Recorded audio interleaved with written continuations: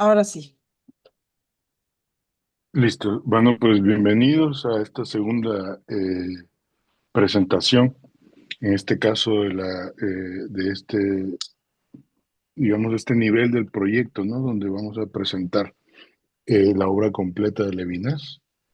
Y hoy tiene la batuta el profesor Francisco Parra, que nos ayudará a penetrar con mayor profundidad en la obra la comprensión de la espiritualidad en las culturas francesas y alemanas. Bueno, conocen ustedes muy bien al profesor Parra, es un dedicado filósofo del pensamiento fenomenológico contemporáneo, haciendo, digamos, como eh, bastantes alusiones y ha hecho muchos aportes a la lectura de Manuel Levinas, tanto en nuestro idioma como en francés bueno, estamos muy agradecidos de que se haya dado el tiempo y la dedicación para ayudarnos a comprender mejor este texto de juventud que, como saben, pues vamos a tener por primera vez vamos a tener la oportunidad de hacer una lectura pública del texto corregido de la primera publicación bueno, corrió por parte de la propia familia Levinas y que fue la primera traducción al francés, porque se publica inicialmente en ruso, ¿no? Entonces, bueno, hay algunos párrafos que solo se recuperaron a partir de esta edición, de la que va a trabajar el maestro Parra, y que, bueno, habrá mucho que decir al respecto, ¿no? ¿Sí? Bueno, pues muchísimas gracias, bienvenidos todos, bienvenidas todas, y un abrazo a todos. Muchísimas gracias, no, Ramsés. Soy yo el agradecido contigo, con el equipo, con María Ángeles también, obviamente, bueno, con todos y con los amigos que estamos aquí. Me parece que es un trabajo esencial poder descubrir o adentrarnos, porque creo que todo este ejercicio al final es un ejercicio de profundización y de rigor sobre lo que es el pensamiento de Levinas, no para hacer una mera erudición, sino para hacer mayor justicia cada vez a las complejidades más concretas que van ocurriendo, precisamente para encontrarlas con mayor profundidad. Eh, También le doy las gracias a Iván que está aquí presente por estar, porque está aquí con algún esfuerzo.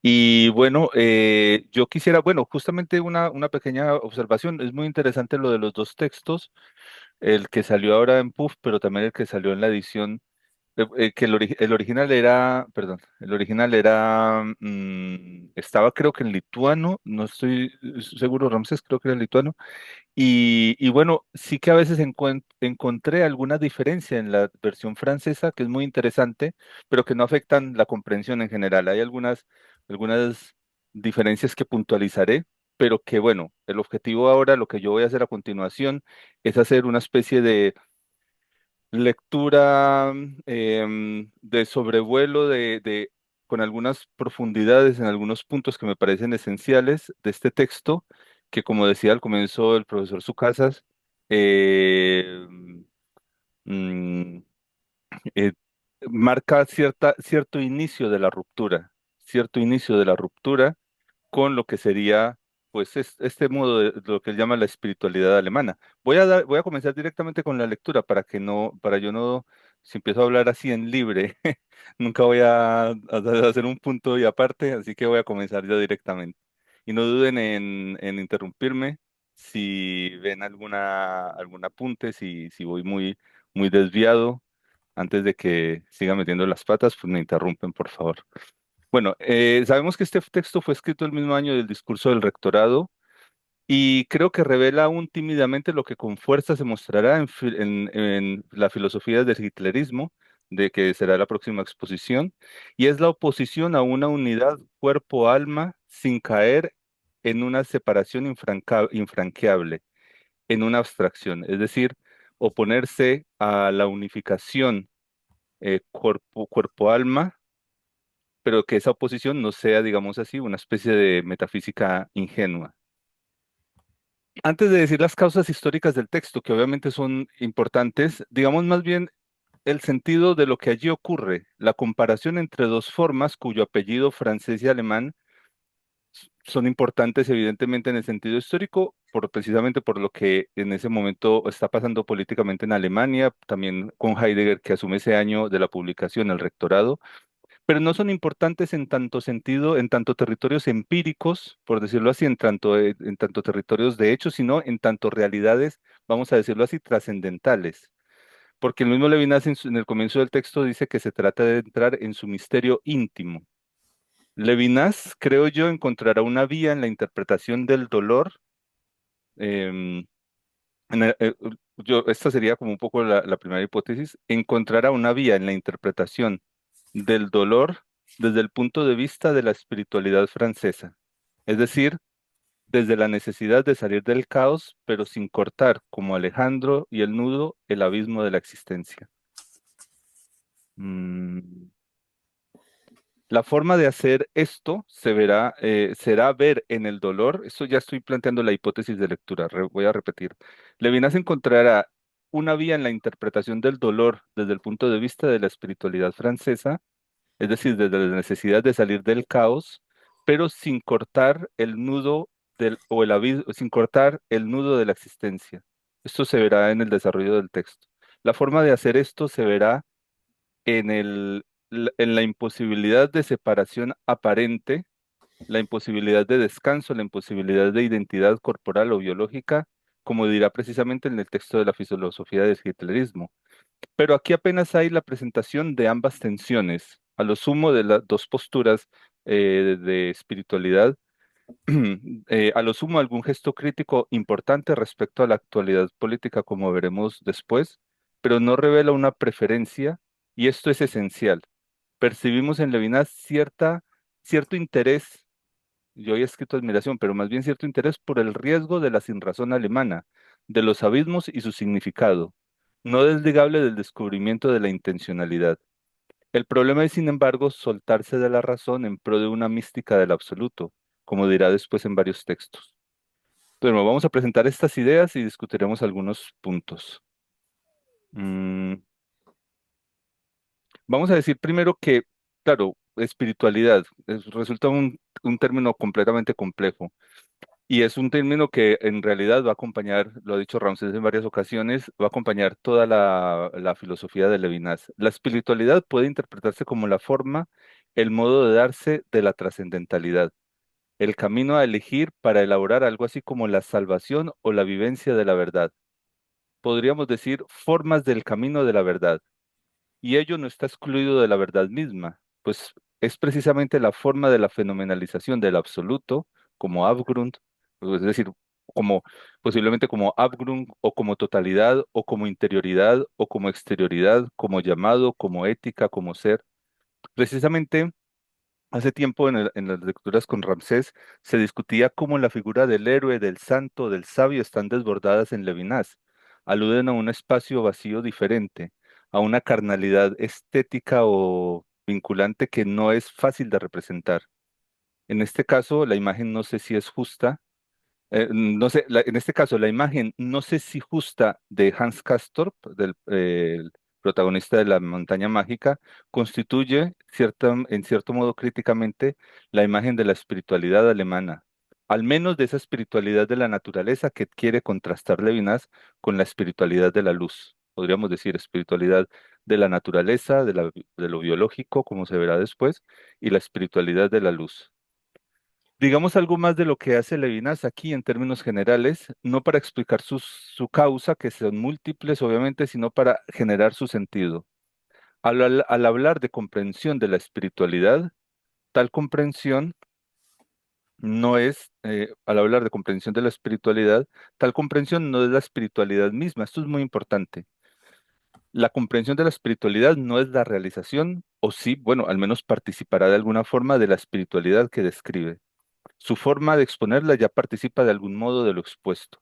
Describir la espiritualidad, adentrarse en ella, como lo hace Levinas, no bajo el exceso del sufrimiento o el dolor.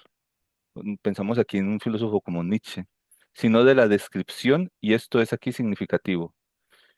¿Variará esto posteriormente en de otro modo que ser o en de la evasión, quizás? Bueno, en realidad cuando uno lee o interpreta lo que pasa en de la evasión, eh, mm, no lee, digamos, una especie de poética del abismo, sino una descripción de la dificultad. Entonces, en ese sentido, ya vemos que en Levinas no hay una poética del sinsentido, podríamos decirlo así. Esto es muy importante. Esto es muy importante. Eh, bueno, variará esto posteriormente de otro modo que cero, de la evasión, ciertamente y precisamente por la inmediatez de lo espiritual en la temporalidad diacrónica. Y sin embargo, allí la patencia y el dolor no se resuelven en verdad, sino en la luz de sentido, su direccionalidad para el otro. Que el sufrimiento sea para el otro evita que haya una literatura del sinsentido. Pero repitamos la hipótesis. Levinas admira ciertamente la espiritualidad, bueno, admira no, reconoce o tiene interés en la espiritualidad alemana, pero ve que entraña un peligro. Y admira la francesa, pero la existencia en ella, como vamos a ver a continuación, quedaría aún desplazada en su profundidad, la existencia concreta. Si es posible adentrarse en el abismo con la linterna, ya no del loco, como lo decía Nietzsche, sino de la alteridad, eso indicaría otro modo de la espiritualidad en la que el ahondamiento en los agobios del alma no los va a elevar, no va a elevar esos mismos agobios a verdades del alma. Por ello, de la evasión va a consistir en describir con máxima precisión esas experiencias como urgencias de ruptura, sin salir de ellas antes de atravesarlas. Es decir, atravesándolas, mostrando la necesidad de romper aún estando en ellas, no como una unidad en ellas. Levinas hace pues una aproximación a dos espiritualidades sin tomar aún el partido definitivo que hará posteriormente, pero incluso ni siquiera partido, porque va a construir una vía alterna. Esto ya lo debatiremos con el desarrollo de las lecturas. Pero esto será necesario para que tal partido, el que va a tomar, permita que lo esencial íntimo de la espiritualidad alemana le hable. En ella se habla del dolor, del sentimiento de lo profundo, sin subestimarlo. Pero ¿cómo hablar de lo abismal de la existencia humana sin, por un lado, sobreestimarlo, pero tampoco sin los extremos, sin el extremo de subestimarlo como algo de lo cual hay que huir, pero sin sobreestimarlo para quedar prendado en él como un romanticismo, ¿no? Sin despreciarlo, pero sin quedar prendado en él. Y esto nunca olvidando que el abismo no puede quedar sordo a la luz de la exterioridad, de la socialidad, como se verá en la figura de Peppercorn en la novela. Por otra parte, y desde el punto de vista de la espiritualidad francesa, ¿cómo entrar en contacto con la luz pura de la verdad, su profunda limpidez, sin dejar a la existencia en un lugar funcional, casi irrelevante? Es casi una pregunta goetiana. No sé si Iván sigue por aquí. ¿Cómo unir lo de arriba y lo de abajo? Pero Levinas claramente tomará otra ruta diferente a la de Goethe. Levinas comienza entonces hablando de la vía francesa. No nos vamos, como repito, no nos detengamos en la referencia a un nacional, que sí quedaría mucho de qué hablar, pero obviamente tenemos el tiempo limitado. No se trata fenomenológicamente hablando de una experiencia empírica de la patria o de la nacional francesa, sino de una intimidad, de una forma de la intimidad. Él comienza hablando de Descartes, la expresión más pura del genio francés, en tanto en cuanto separa cuerpo y alma, ambos totalmente extraños, lo que aparentemente llega a ser una crítica fundamental por parte de las filosofías del cuerpo, de la fuerza corporal. La perspectiva levinasiana va a poner ello en valor. Ambas realidades, cuerpo y alma, sin tener nada en común, solo unidas por la voluntad de Dios, expresan la imposibilidad de copertenencia originaria, de partir de una unidad perceptible. Este dualismo, cuya separación decimos nosotros, esto lo decimos nosotros, o sea, yo, se acrecienta si ustedes están de acuerdo todos, este dualismo cuya separación se acrecienta en cuanto hay inseparabilidad.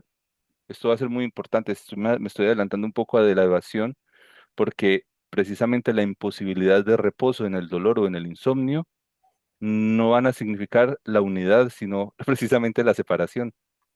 Y ello ya marca una modalidad de la espiritualidad muy diferente a la teoría ilemórfica del alma, por ejemplo. Frente a ello, pues la inseparabilidad Ya marca una modalidad de la espiritual muy diferente a la ilemorfismo del alma, ¿no? La inseparabilidad de cuerpo y alma. Pero esto nos genera muchas preguntas, pues si bien hay inseparabilidad, sin embargo, esto ya es una cuestión que yo planteo como pregunta, pues hay inseparabilidad, hay distinción para poder ser nombradas. Su unidad no es su identidad. Su síntesis es más bien el logro de una interpretación más profunda o menos profunda. Esto es una pregunta que me planteo. La dificultad de plantear esa síntesis, porque es verdad que cuando se critica la teoría lemórfica, allí hay una forma de síntesis, pero no hay una asimilación. Es muy difícil el tema, es una cuestión de interpretación de Aristóteles que tampoco estoy en capacidad de plantear, pero sé que, por ejemplo, Ramsés, otros aquí, seguro que lo podéis desarrollar más. La vida psicológica que resultaría de la unión de estas sustancias, cuerpo y alma, no sería tampoco totalmente espiritual, porque estaría ahí el alma contaminada. Casi como en Platón, el cuerpo contaminaría en cierto modo el alma. Nos preguntamos, como siempre nos hemos preguntado en la historia de la filosofía, ¿cómo dos órdenes tan diferentes entran entonces en contacto? En Descartes será la voluntad de Dios, en Aristóteles la naturaleza. Modos de síntesis completamente diferentes. Conviene advertir que en todo caso la separación de ambos es, bueno, esto ya es una hipótesis de lectura, que en todo caso la separación cuerpo y alma no se asume como un descubrimiento primero, sino como una especie de resistencia a la unidad, casi. En ese sentido, su cariz ya no es el de una verdad primigenia, sino de una verdad producida retardativamente, como diría Iván Galán, es decir, una verdad que termina imponiéndose dada posteriormente, pero ejerciendo anteriormente. Con todo ello, está diciendo Levinas que el concepto de alma pura difiere de toda psicología utilitarista que pudiese vincular alma, cuerpo, placer y gozo, utilitarismo de la ciencia.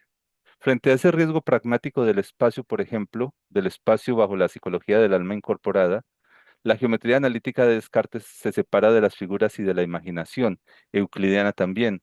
Toda forma contaminante de lo sensible debe excluirse aquí del orden espiritual, es decir, la de la verdadera vida. Este tema también de Descartes, alguna vez se le escuchaba a Ramsés y a otros en una discusión de la importancia de liberar el espacio de la pertenencia, ¿no? De una pertenencia originaria. El espíritu no solo es distinto a la materia inerte, sino también superior a toda vida biológica en tanto que hace parte de la física. No podríamos encontrar espiritualidad ahí. Y aquí vemos lo problemático de entender este divorcio radical entre naturaleza y espíritu, algo que choca directamente con la filosofía de Schiller o de Goethe, por ejemplo, de Schiller, que dice, por ejemplo, Schiller, la naturaleza sin espíritu es un impulso ciego y el espíritu sin naturaleza es abstracción fría y la belleza sería la reconciliación de ambos. Esto dice Schiller. El ser humano solo llega a ser plenamente humano cuando su naturaleza sensible y su espíritu racional se equilibran mediante la belleza. Obviamente esto va por un lado muy diferente, pero se siente que es una potencia de espiritualidad que está ahí, que uno dice, ¿cómo somos capaces de separarnos de la naturaleza, ¿no? Y que es casi que el problema del cósmico, de lo cósmico que varias veces hemos planteado en Levinas. Esto nos implica radicalmente, pues la espiritualidad francesa, tal como se está desplegando, considera que toda vinculación con la materia, incluyendo ahí la vida misma, la naturaleza, todo ello puede contaminar la espiritualidad.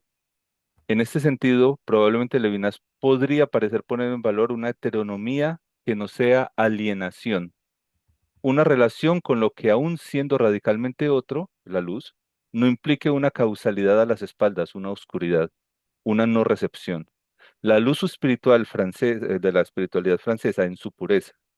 Resulta bien complicado, sin embargo, pensarlo sin un mínimo de contaminación. Es casi que ya marcando las discusiones que van a estar formalmente en la posterior filosofía de Levinas.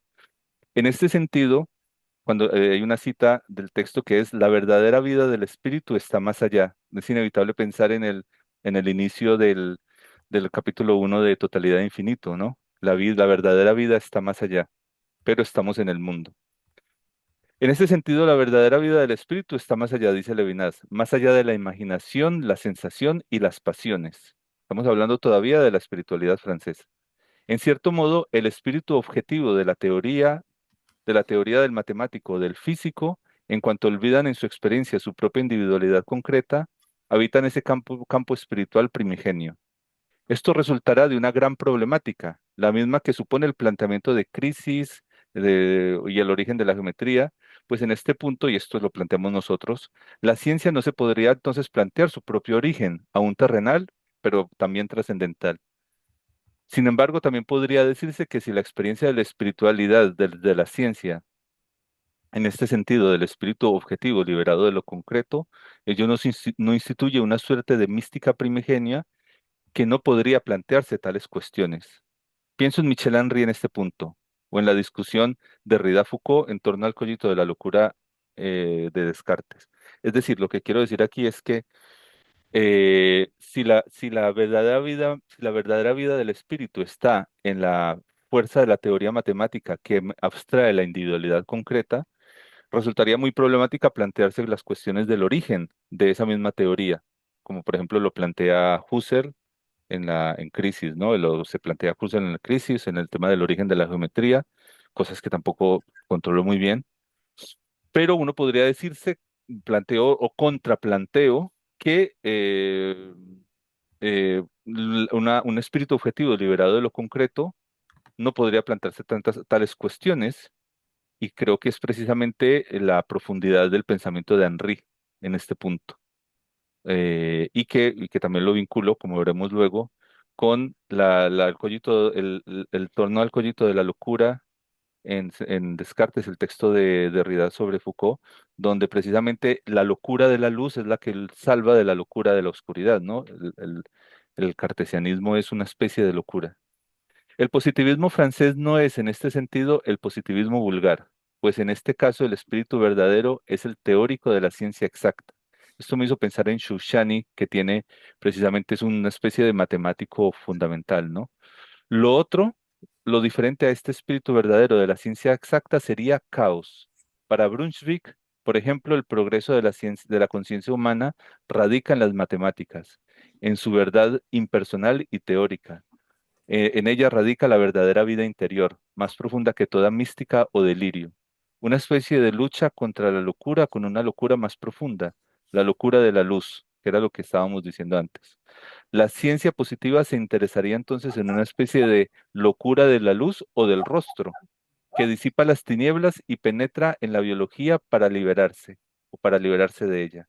La radical separación del orden espiritual es lo que permite pensar cosas como el ecuacionismo o la discreción de la fuerza en Malebranche o en Descartes. Una síntesis ordenadora, que también va a estar en la literatura, que ordena y que jerarquiza también, porque ordenar puede tener aquí los dos sentidos de disposición y de jerarquía. Pero ello no implica que lo corporal sea despreciado. A pesar de la distinción radical, un fenómeno espiritual corporal no le sería propio, perdón, a pesar de la distinción radical, un fenómeno espiritual corporal no sería propiamente francés, por decirlo así. Al identificar espíritu y razón, asumen la racionalidad del mundo y con él la posibilidad de vivir ordenada y claramente a pesar de la mezcla con la vida biológica. Es algo así como salir del ay. Realmente lo interpreto así, ¿no? Salir del ay. Es decir, no se entregan a las pasiones sublimes sin más. Incluso el materialismo francés va a llegar no a la incapacidad frente a la materia, sino a la posibilidad de captar la realidad y a organizarse sabiamente. Aquí no hay una fuerza psicológica secreta que pueda traicionar la sana razón. Todo está en clara relación.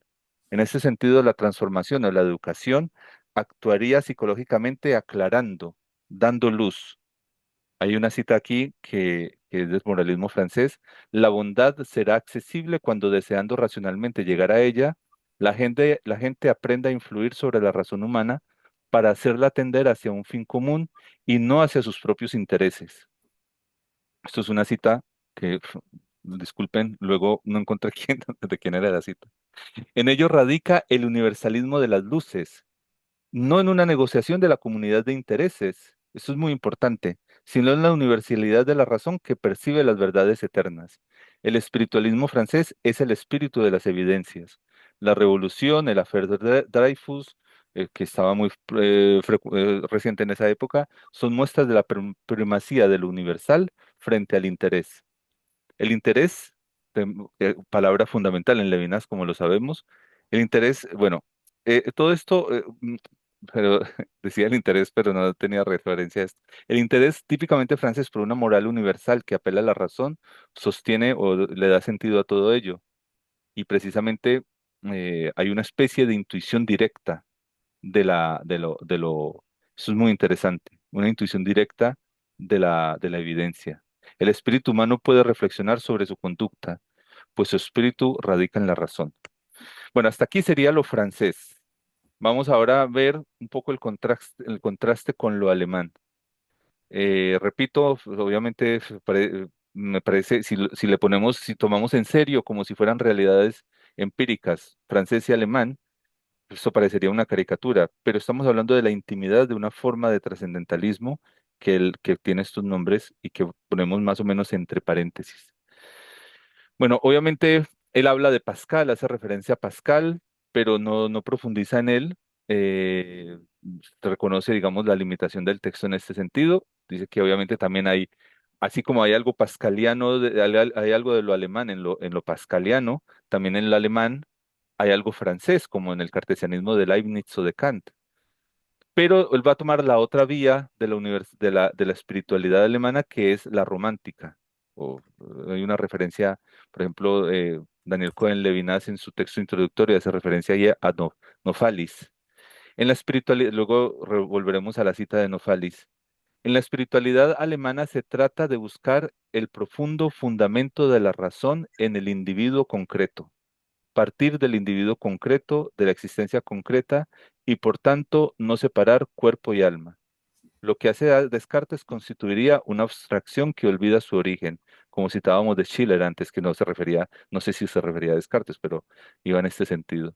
La vida y la psique, no la razón, constituyen la esencia del espíritu. Así, el punto de partida sería el hombre, bueno, el ser humano yo concreto, preocupado de sí e inquieto por la muerte, por su destino. En la tragedia humana de la existencia, en las pasiones, en el conjunto dramático, todo ese drama de la existencia expresa el espíritu. No se parte entonces de la separación, sino de la unidad.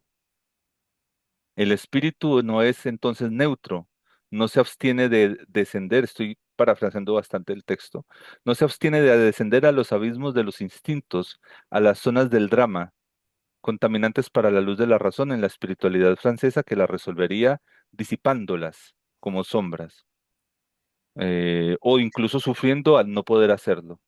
Los clásicos de la novela francesa, aquí hay una cita a Corneille, a Balzac, buscan ordenar el caos psicológico, comprender el origen y los mecanismos de esa pasión. No gozan del caos, buscan la explicación. Y me recordaba aquí la cita de Corneille de Fedra, que él pone, el cita en De la existencia al existente, donde clama al cielo el caos en el que está viviendo. En cambio, el alemán se interesa por el drama interior. Bueno, esto que acabo de decir ya es una revelación de lo que decía al principio Alberto, obviamente la tendencia y de la vía que él va a tomar. ¿M? En cambio, el alemán se interesa por el drama interior, en la fuerza ingobernable, ciega para la razón. He ahí la riqueza y la profundidad del espíritu. Comprender el espíritu del hombre no significa conocer el alma a partir de la razón, sino vivir sin intentar escapar de la vida. La razón no debe intentar evitar el drama interior.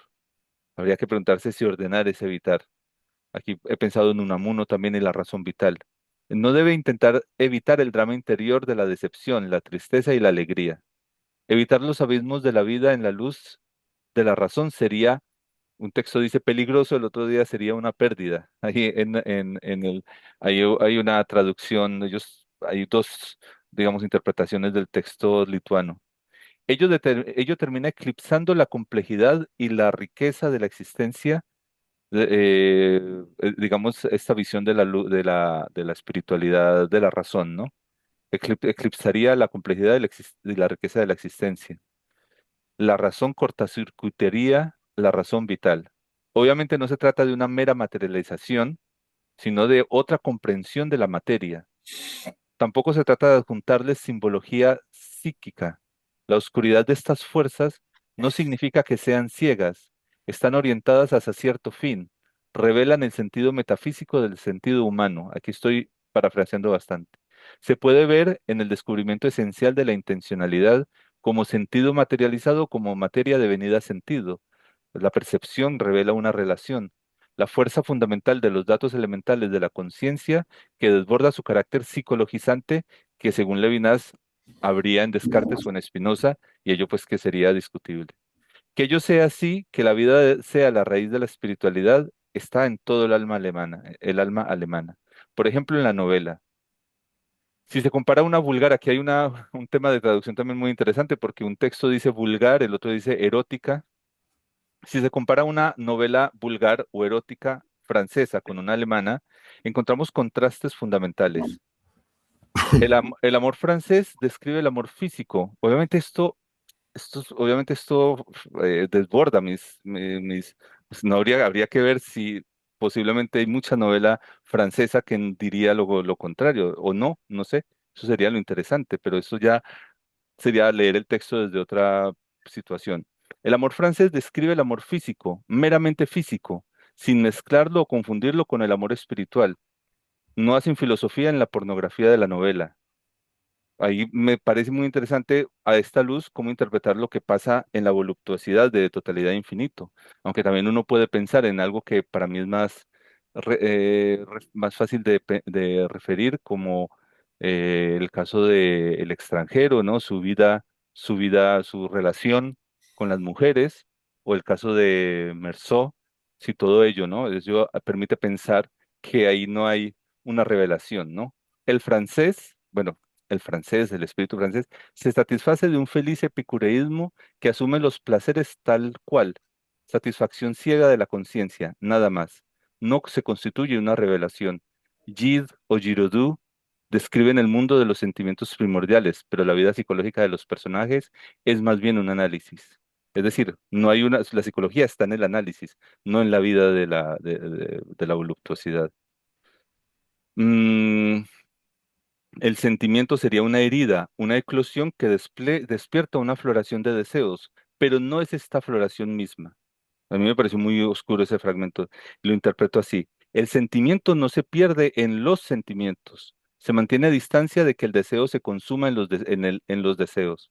Hay una castidad o un pudor, un principio de conservación que es esencial en la literatura francesa, aunque parezca lo contrario, aunque parezca que es la vida placentera.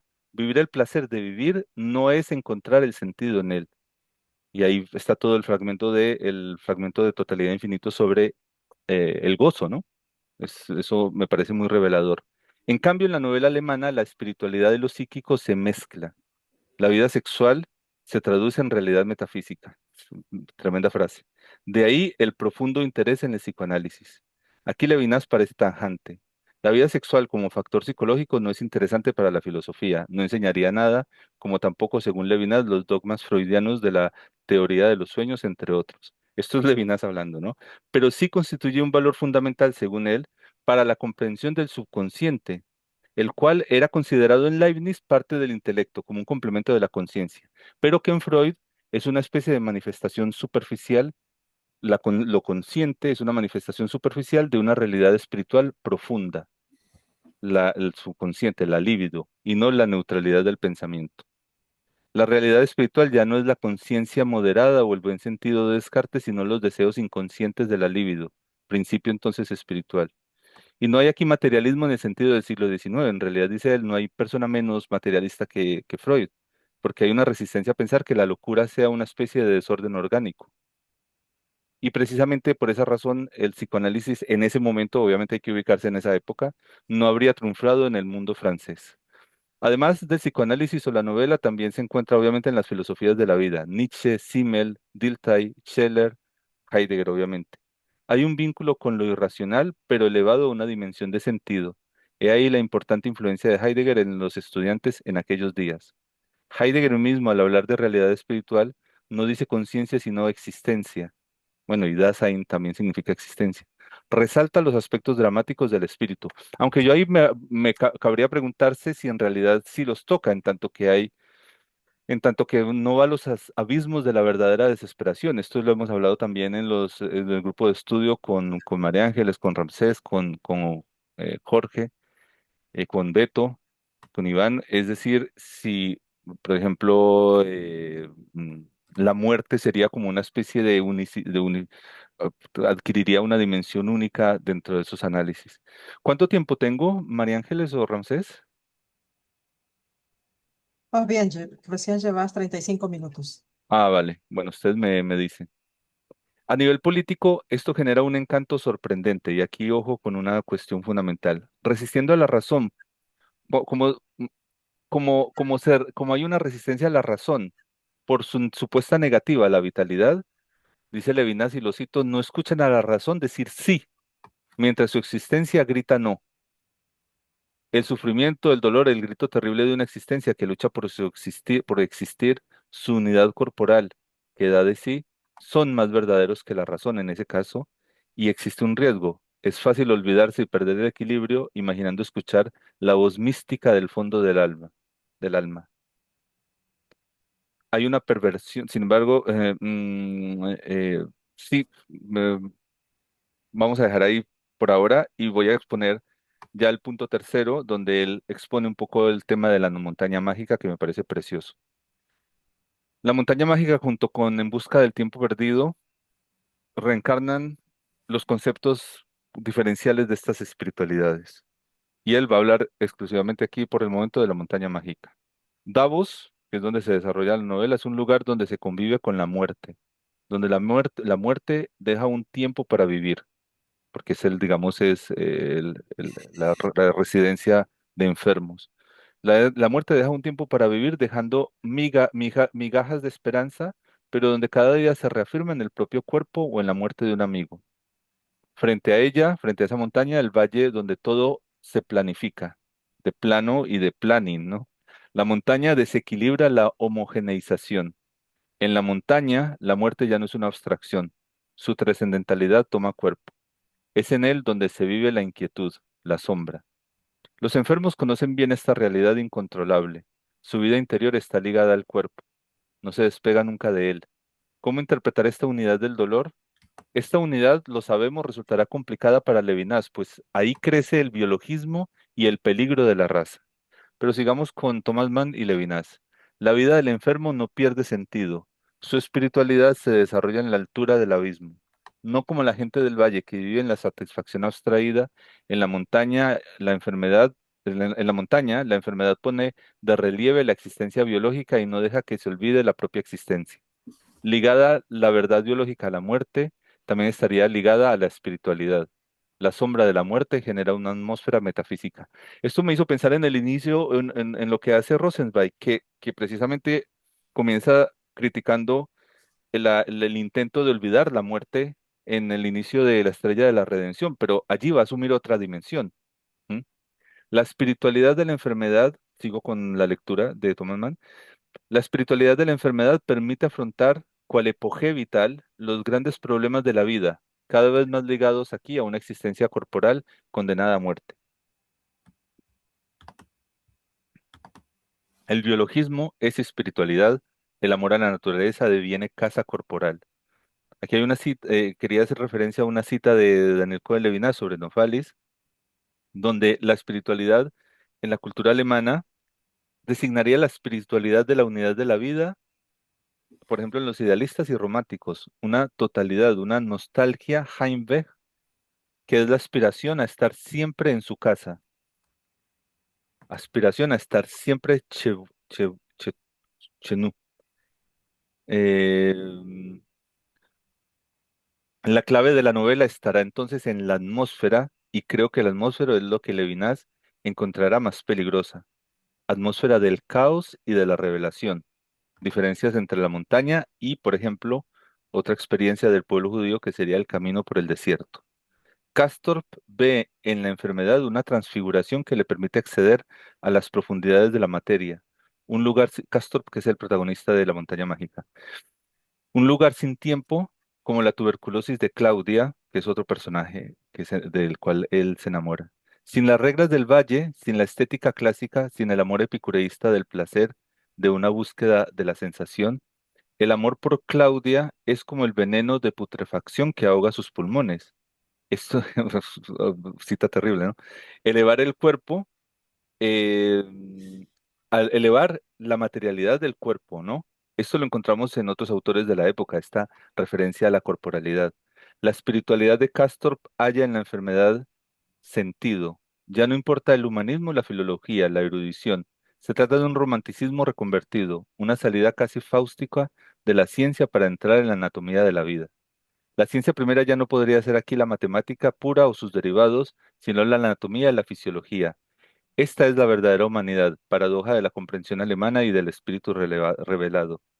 La extraña descripción fisiológica de Claudia, esto es una cita muy famosa de la montaña mágica, donde se hace una descripción, creo que se ven las radiografías, se comparan y entonces termina describiendo casi que el interior del cuerpo como belleza, y eso es sorprendente a nivel literario.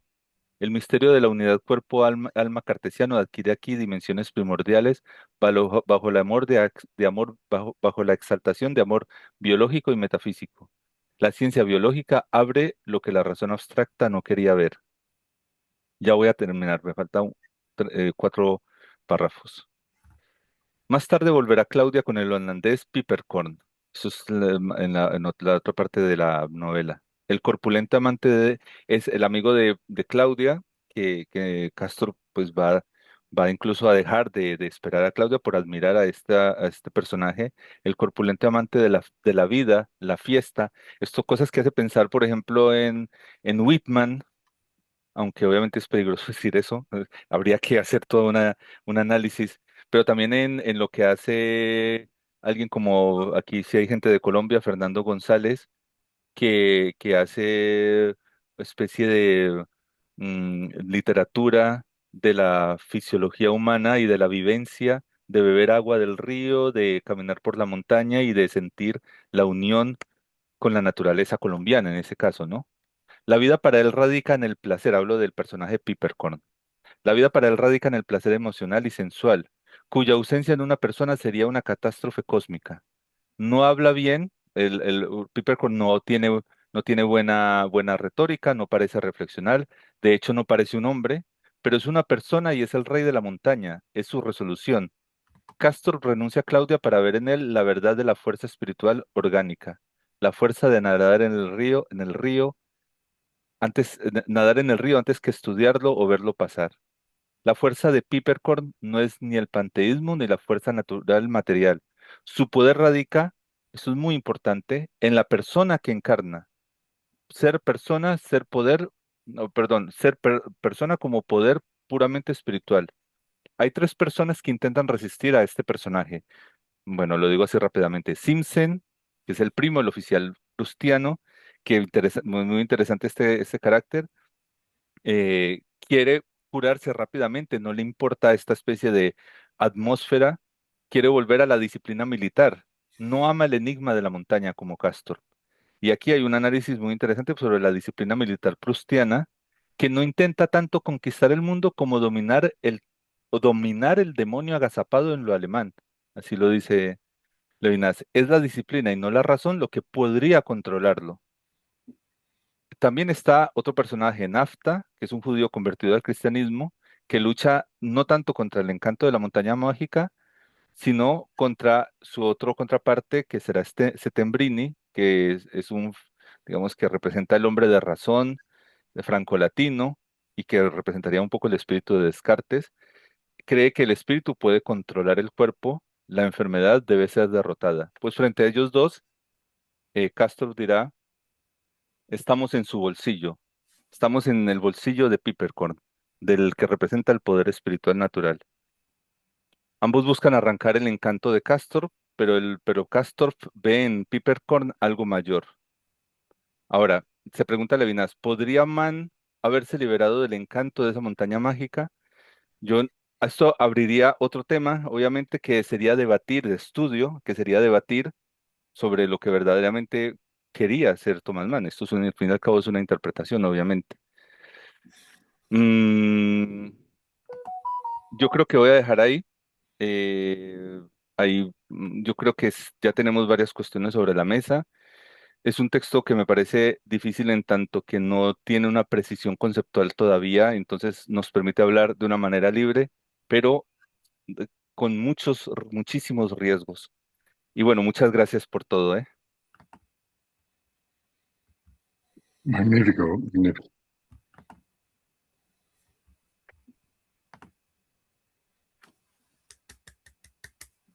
Gracias. Creo que Iván Galán está pidiendo la palabra. Ya tienes tu primer combate, ¿no? Ya ¿Se tengo puede, miedo. eh, Combate se amoroso, como puede dice abrir Falk. la... No sé si me escucháis. Se A ver, se ¿se me escucha, escucha? Iván. Sí, se No. escucha. Sí, Vale. se A ver, escucha. ahora se me escucha. Disculpad. Si quieres, quita la cámara para que tengas buena recepción. No porque no te queramos ver. Ahí voy a quitar la cámara. Gracias, Francisco. Súper interesante. Pero tengo varias preguntas. Varias preguntas que creo que atañen a cierta, voy a decir la palabra, mala comprensión por parte de Levinas de ciertos aspectos. La montaña mágica, de entrada.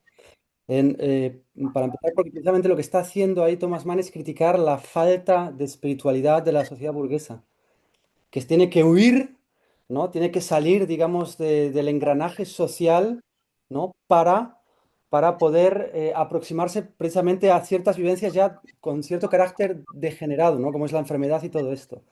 Y precisamente Hans Castorp es el ejemplo, el ejemplo clásico de una persona que no tiene espíritu.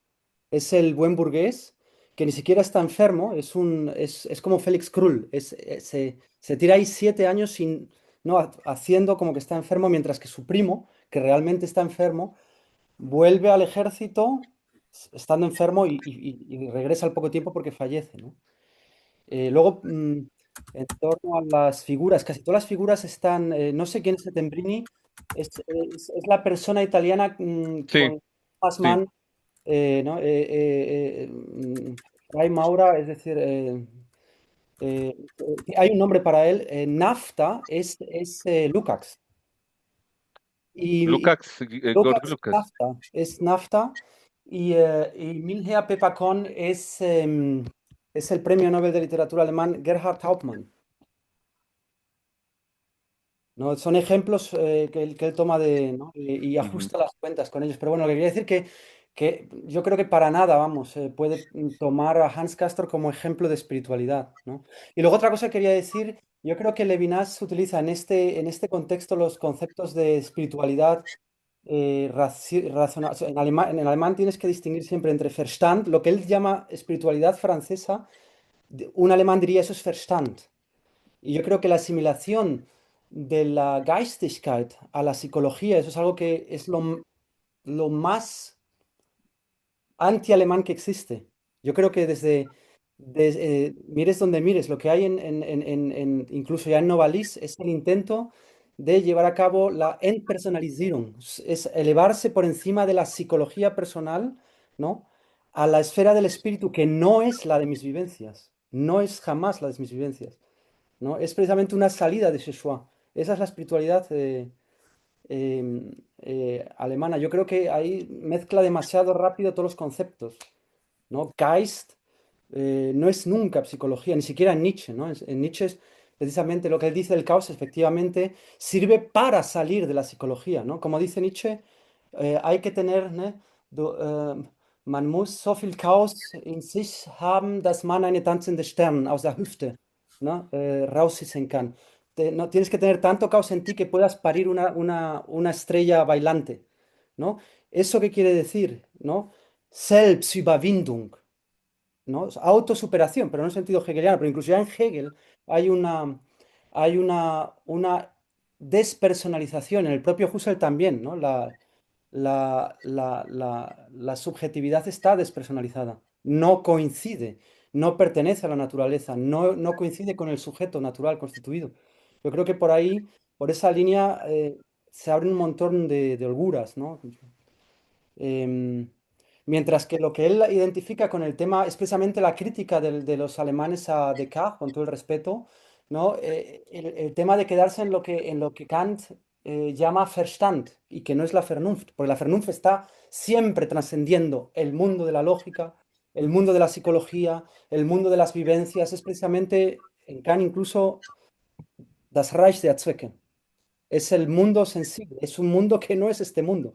El verdadero mundo ni siquiera es el mundo de la naturaleza y del entendimiento. Por eso la Mm, Geistigkeit nunca coincide con las vivencias ni con el alma. Yo creo que ahí Levinas mezcla todo demasiado rápido, ¿no? Evidentemente es alguien muy joven sí. y aparte que me parece completamente, en el fondo, antilevinasiano reducir toda la paleta de autores a una idea preconcebida de espiritualidad. Como que estás ahogando la voz de todos los autores maravillosos que hay ahí. Mm. Incluso en lo de Schiller tendría... No, lo de Chile lo puse yo, ¿eh? No, no lo dice Levinas, lo de Chile lo Schiller puse yo. precisamente es el más francés de todo y lo que... ¿no? Tiene su tesis doctoral sobre el alma y el cuerpo. No sé, podéis buscarlo. Si alguien tiene tiempo, que mire a ver cómo se llama. Donde es precisamente... él era médico, Schiller, ¿no? Era médico y tiene una tesis doctoral, su primera obra es una tesis doctoral sobre el alma y cuerpo y cómo el alma sana el cuerpo. Hasta el punto que si lees la autopsia de él, dicen, este hombre ya debería haber muerto hace 2 años, no se sabe, no tiene ni corazón, no tiene riñones, no tiene nada, imposible. El caso es que él, siendo el más francés de todos los autores clásicos de Weimar, eh, ante las atrocidades de la Revolución Francesa, en nombre de esa racionalidad, decide proponer una educación estética a través precisamente de, a través precisamente de la imaginación y del arte, que no es la realidad. Y si me permitís citar algo de que confirma que no es la realidad, si vamos a la introducción del Wallenstein, dice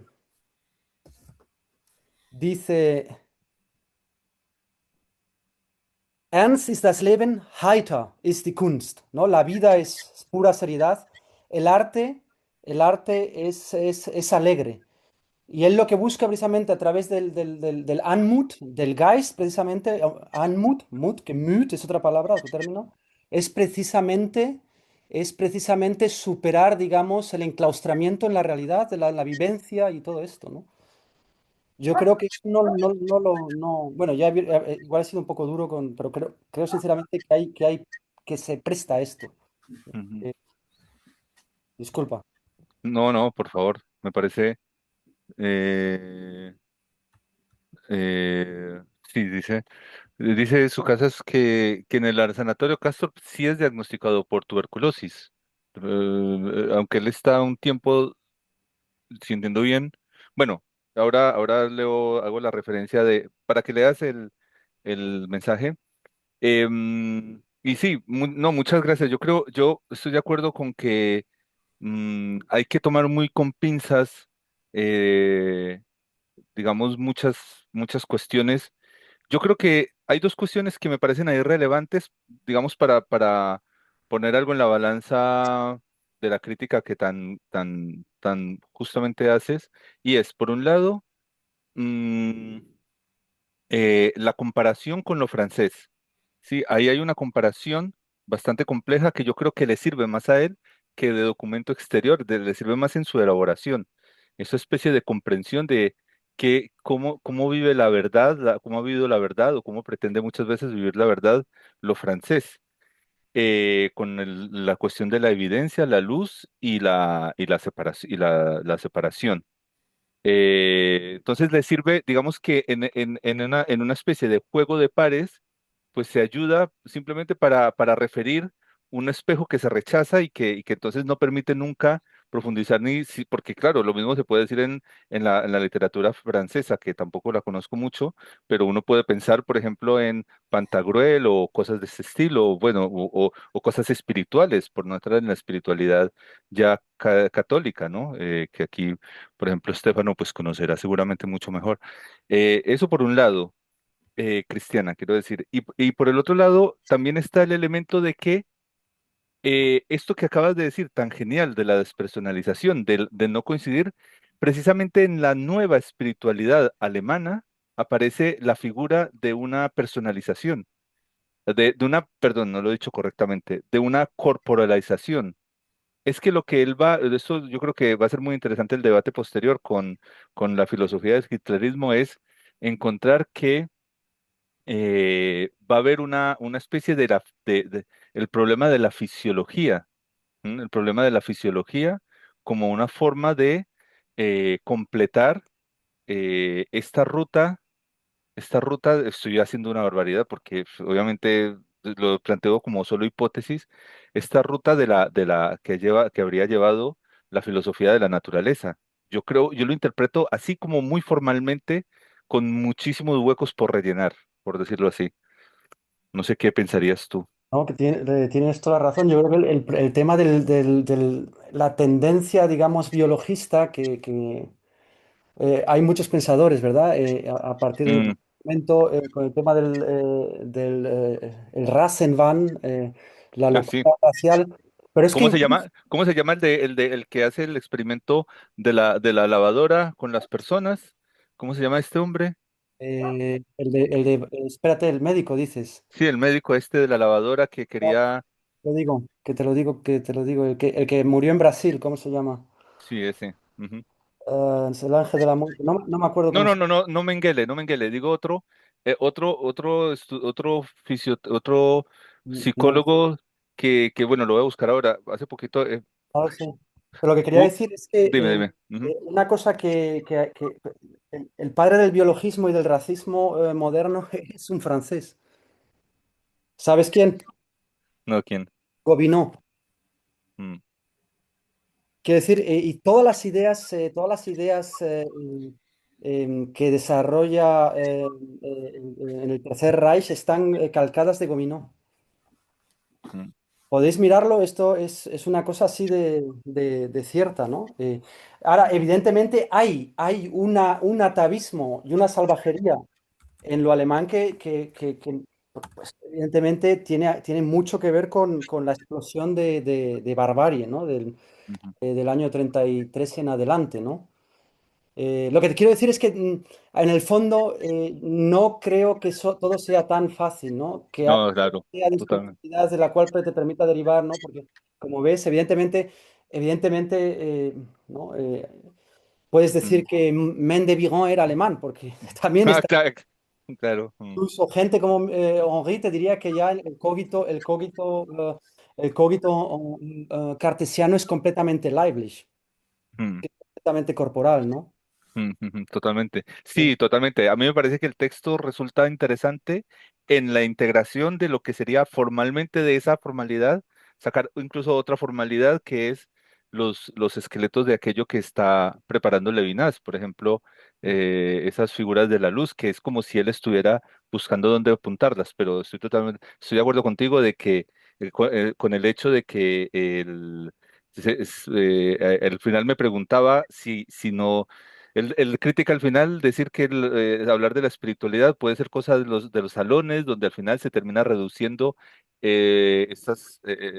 la fuerza de estas culturas. Pero me preguntaba, ¿no estás haciendo un poco lo mismo? A pesar de que Sí. estás haciendo salvedades, corres el riesgo de hacerlo. Pero Sí. bueno, En su casa sí, sí.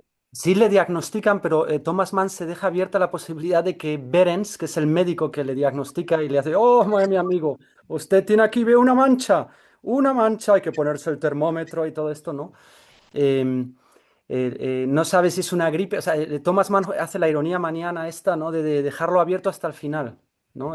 Con la tendencia a que no está enfermo a pesar del diagnóstico que él necesita, porque echa las cuentas de cuánto dinero necesita, de cuántos años puede vivir antes de ponerse enfermo. No, eso es una de las cosas más finas. Y luego la última cosa, ya me callo. Eh, el pensamiento este de la espiritualidad francesa y alemana, esta idea es absolutamente alemana, eso sí que se puede decir. Quiere decir que hay ahí como... Es la idea del Volksgeist. El padre de esto es Herder, otro weimariano. No sé si... No, no existía el Volksgeist, ¿no? Y la ciencia esta, que eso sí que se desarrolla luego hasta por todo el tema de la lingüística presosuriana y Ah, todo esto, ¿no? El tema del Volkgeist, ¿no? Del mm. espíritu de los pueblos.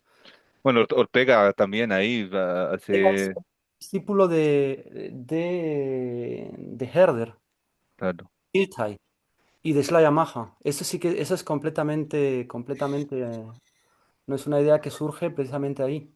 Y ya, Mm. Cayo, muchas gracias. No, muchísimas gracias. Ale- Alberto. te escuchamos. No, no te escuchamos. Tienes el micrófono. A ver. ¿Y Ahora ahora? sí, ahora Ahora sí. sí, sí. Ujú.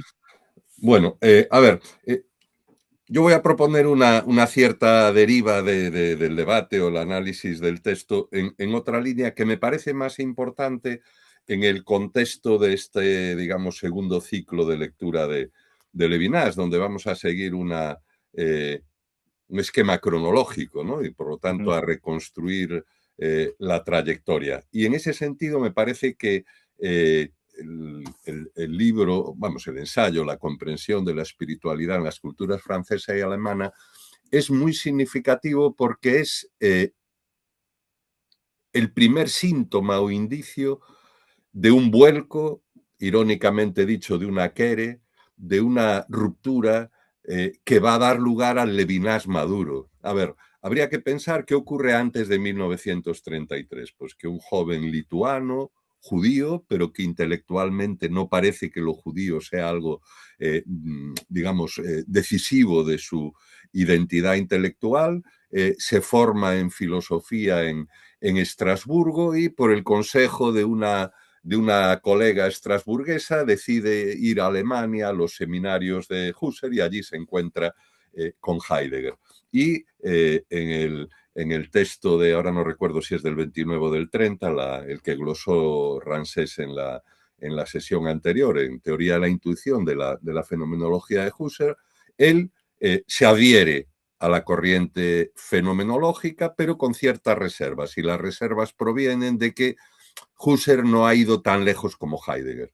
Y respecto a Heidegger hay una adhesión, yo diría que incondicional. Ese es el perfil hasta 1933 de Levinas. Levinas parecía, digamos, que su destino era ser una sucursal francesa del pensamiento fenomenológico existencial alemán y realmente dio lugar a algo completamente distinto, ¿no? Que es el Levinas maduro, que filosóficamente yo diría que se inicia en 1935 con De la evasión, pero que hay otros textos vinculados a esa catarsis, porque yo creo que en el fondo lo que está haciendo Levinas tímidamente en este texto es una especie de purificación o reajuste interior. Hay algo que él ha aprendido en Alemania a lo que filosóficamente no va a renunciar nunca y al mismo tiempo hay una voluntad de ruptura que lo es inicialmente con el pensamiento al que él se había adherido incondicionalmente, pero que esa adhesión se vuelve incompatible tras el rectorado de Friburgo, de Heidegger y el famoso discurso del rectorado. Por lo tanto, no renuncia a lo que ha aprendido de Heidegger, a esa dimensión, llamémosle fenomenológico existencial, pero capta que tiene que recorrer otros territorios, porque lo que ocurre con el nazismo en Alemania al principio parece una anomalía en la historia, y yo creo que Levinas lo vive como una excepción respecto a lo que es la tradición cultural de Occidente, pero poco a poco se va convenciendo de que no, de que eso es la expresión, por supuesto que perversa, mórbida, patológica, como queramos adjetivarlo, pero que es la expresión de algo inherente a la tradición occidental y que por lo tanto hay que ir a buscar la salvación en otra parte y por lo tanto se reactiva también el judaísmo. Yo creo que situar el texto en una biografía partida, y hay que pensar que lo que le está pasando a Levinas le pasó en buena medida a Hannah Arendt, a Herbert Marcuse, a Gunther Anders, a Karl Levitt, es decir, a toda esa, en fin, conjunto de jóvenes pensadores judíos que se habían formado en una cercanía, fascinación y adhesión incondicional a Heidegger y que en fin, la conversión nazi de Heidegger les aleja con puntualizaciones en cada uno de ellos, porque siguen trayectorias diferentes, pero que genera en ellos una ruptura, una especie de, no sé, de conflicto generacional, ¿no?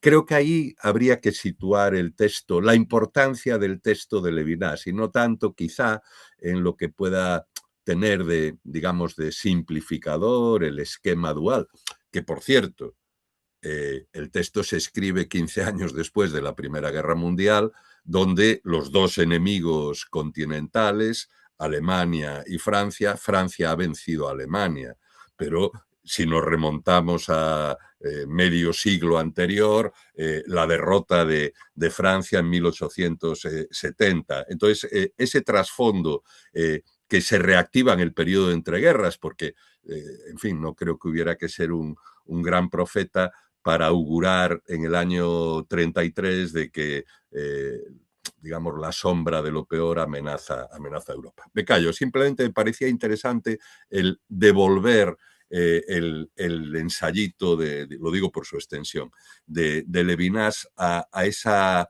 la trayectoria intelectual de Levinas, como quizá, a falta a lo mejor del descubrimiento de algún inédito, como el primer síntoma o el primer testimonio de ese vuelco, de ese giro en su trayectoria.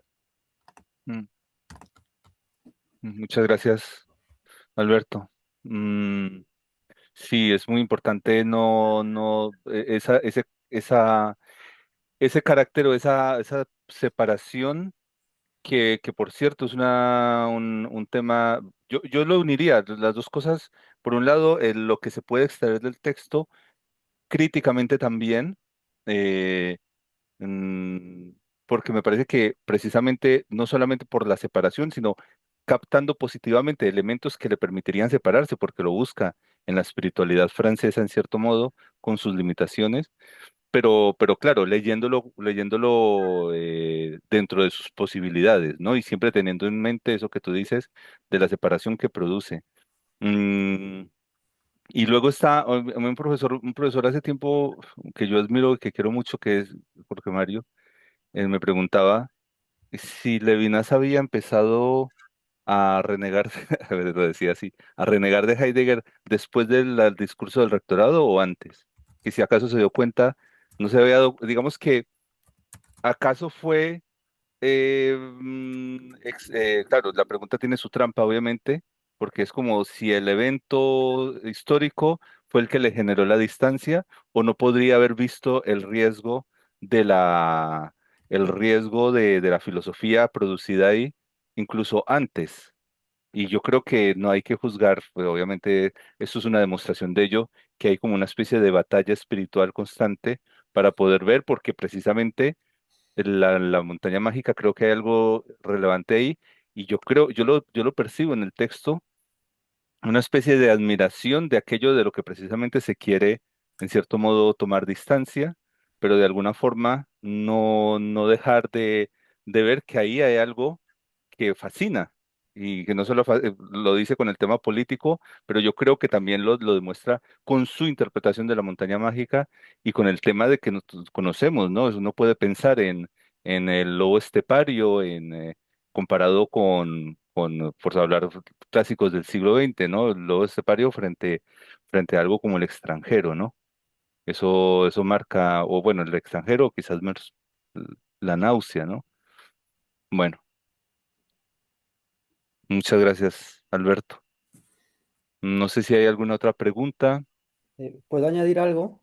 Claro, por supuesto. Respecto a la cuestión, yo creo que hay un punto importante que no se debe olvidar tampoco, porque el bloque de lo que podemos llamar el pensamiento alemán no es... hay muchos pensadores alemanes que son judíos, ¿no? Em, eh, Consustancialmente, no hace falta ni nombrarlos, ¿no? Desde Marx a Wittgenstein, pasando por Husserl y muchos otros que son tan alemanes. El propio Wittgenstein, el propio Rosenzweig era un voluntario en la Primera Guerra, ¿no? El cisma se produce más tarde, después de la Primera Guerra Mundial. Em, pero yo creo que tampoco se puede olvidar que hay como una compenetración muy interesante entre la cultura alemana y judía a lo largo del 17-18, con Mendelssohn y todo el movimiento de renovación de la cultura judía que se produce en Alemania, que llega hasta Shoshani, ¿no? A través de Mendelssohn. ¿no? Todo eso, no se puede olvidar que Askenazi significa alemán. No se puede olvidar que el idioma que se habla y que todavía en parte hablan es esa especie de alemán, ¿no? O sea, hay como una especie de, como dice Derrida, una psique judeo-alemana que no puedes trancher, que no puedes separar a priori, ¿no? A riesgo de... Es una violencia. Puedes apuntar aquí y ahí hay un problema, ¿no? Pero yo creo que no puedes decir hay un problema tal aquí, tal. No, no lo sé. Hay puntos problemáticos, hay puntos, pero hay momentos también de en toda la ciencia alemana está mediada por los grandes pensadores judíos y lo mismo pasa con la filosofía, ¿no? Yo creo que es una de las grandes tragedias del siglo XX lo que pasó ahí, todo lo que se estropeó y todo lo que se fue al carajo, ¿no? Por eso yo tengo mis reticencias a buscar una solución a priori, intentar meter todo, ¿no? Hacer encajar todo dentro de ese molde, de ese concepto de espiritualidad. Yo creo que no hay una espiritualidad, ¿no? Lo puedes decir, vale, sí, evidentemente Hegel, Fichte y Schelling eran alemanes, pero Marx ya no es alemán, ¿no? Y Fichte eran espinosistas, todos ellos eran espinosistas. Spinoza no es alemán. La reacción del idealismo alemán contra Kant es puramente espinosista, ¿no? Son cosas que es que es un melange intrincado en el cual no puedes distinguir las partes, ¿no? Es una síntesis de heterogéneos sumamente potente, yo creo. Mm. Eh, sí, muy interesante. Mucho. Ramsés deberías hacer un comentario. Sí, ¿qué tal? Bueno, Hola. voy a poner aquí la... No, solo por estar escuchando también la discusión, ¿no? Que se ha suscitado, ¿no? Eh, yo me pregunto si no habría que hacer un trabajo sumamente arduo, ¿no? Sumamente profundo acerca del valor que tiene la literatura en la obra de Levinas. Y fundamentalmente, y aquí, bueno, voy a hacer casi alusión a la ayuda de Stefano. Eh, si no habría que pensar, digamos que hay como cierta afinidad a lo que encontró en literatura Levinas con lo que encontró en literatura Michel Angel, en el sentido de que parecería que sería un ámbito en el cual las reglas racionalistas o las reglas formales de la escritura filosófica se rompen y permiten de alguna manera poder aludir a campos que la filosofía misma, en el sentido de que se encuentra en muchos sentidos predeterminada, ¿no? Tiene que demostrar, tiene que de alguna manera argumentar y tiene que formalizar ciertos avances y ciertas formas de lectura. La literatura rompe absolutamente con todo esto, ¿no? No hay que hacer menos la idea y que Levinas escribió literatura, ¿sí? Ya su valor podríamos pensarlo más tarde, pero hay una pretensión por encontrar en la literatura una forma de decir justamente una experiencia que no sería reducida meramente a una perspectiva eminentemente filosófica, aun cuando incluye filosofía, ¿no? Yo creo que hace falta un trabajo en el cual se vea si hay ya algunos pálpitos de lo que va a encontrar más tarde Levinas y que podríamos pensarlo como, digamos, anuncios que son no solo paralelos, sino que se entrecruzan con lo que ya la filosofía hace técnicamente o que hace temáticamente. Eso por un lado. Por otro lado, cuando la primera vez que leí el texto, La comprensión de la espiritualidad francesa y alemana, pensaba que quizás no estaba hablando de Geist, ¿no? En el sentido que conocemos en Hegel, que posiblemente haya llegado a la pluma por Dilthey, ¿sí? Y también, como mencionaba Iván, quizá por Herder, sino yo lo pensaba más bien como una Weltanschauung, ¿no? Más de la mano de una Weltanschauung, en el sentido que no estoy diciendo que yo lo haya leído y que haya, haya sido pensado, tenga que ser pensado así, pero me parece muy similar al el primer curso que da Heidegger en 1919, que se llama La idea de la filosofía y el problema de la concepción del mundo. Me parecen textos muy parecidos en el sentido de cómo entender la constitución en este caso, de dos países y cómo ponerlas como, digamos, no es una simple comparación, es más bien una descripción cualitativa de la escritura espiritual de dos países que, como bien decía Alberto, se han confrontado históricamente a la instauración. Esto, bueno, ya lo digo yo, esto no lo ha dicho Alberto, pues no quiero tampoco utilizar, digamos, su nombre para afianzar esta idea, ¿no? Pero que han sido, digamos, países que han instaurado el espíritu de Europa gracias a su poder político, económico y filosófico. Entonces, en ese sentido, yo creo que lo que está haciendo Levinas es pensar no solo las dos grandes influencias que ha tenido un joven lituano, sino pensar las dos grandes influencias que ha tenido Europa a nivel espiritual. Y en ese sentido yo creo que estamos más cerca de una Weltanschauung que de una Geist, ¿no? O una Geistlichkeit, como quieran llamarla, ¿no? Entonces, eso por un lado. Por otro lado, y a mí esto ya es una cuestión más bien de obsesión personal, ¿no? Eh, las veces que ha escrito Levinas, digamos como intentos de pensar, eh, esta frase que nos regala Rimbaud en el Plus Infernal, ¿no? Que la verdadera vida está ausente, son casi incontables.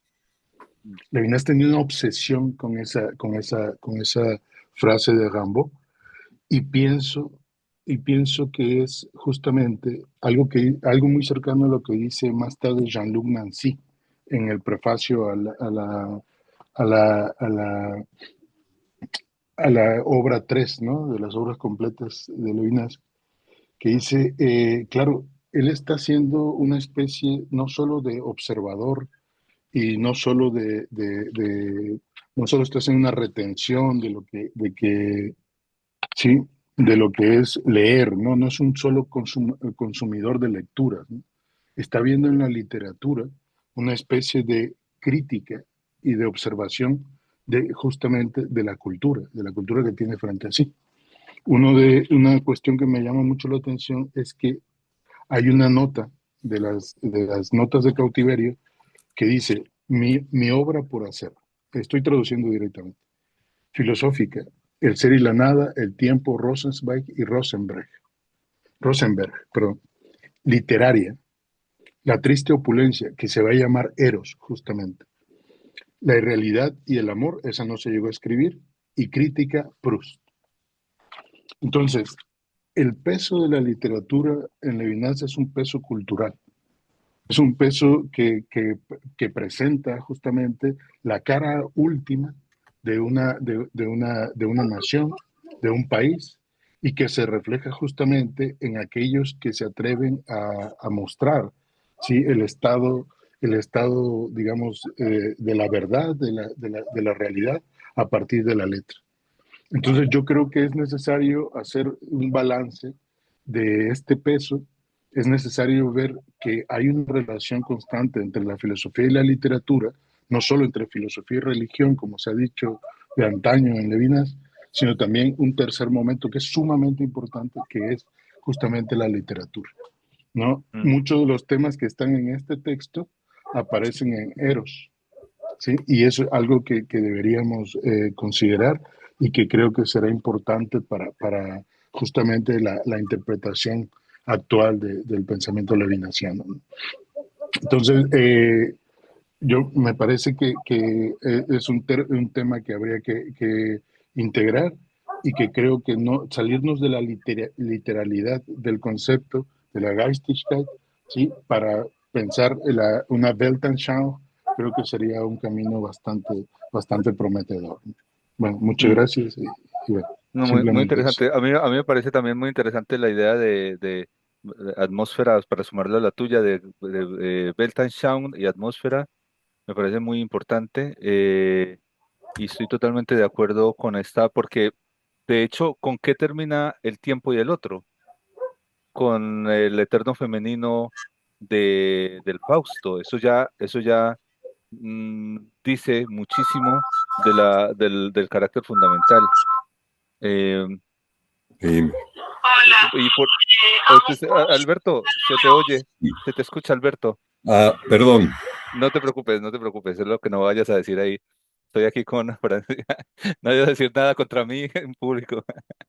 No, pero siguiendo lo que está diciendo Ramsés, que estoy totalmente de acuerdo, me parecería esencial pensar algo que se lo había escuchado a un filósofo argentino, un chico, yo creo que tú lo conoces, que es un marioniano, especialmente que es Santiago Cáceres, no sé si te suena, y que ha planteado algunas veces el tema, pero sacarlo de su contexto marioniano, que es la reducción estética, ya no la reducción ética. El Santiago Cáceres lo pone en ese sentido, no ya no una reducción eh, eidética, ya no una reducción ontológica, ya no una reducción ética, sino una reducción estética, pues que permitiría en cierto modo abrir, pero no solamente desde ese punto de vista marianero que él asume, que tampoco es que lo comprenda yo bien, pero yo creo que en este sentido, es decir, dejar hablar.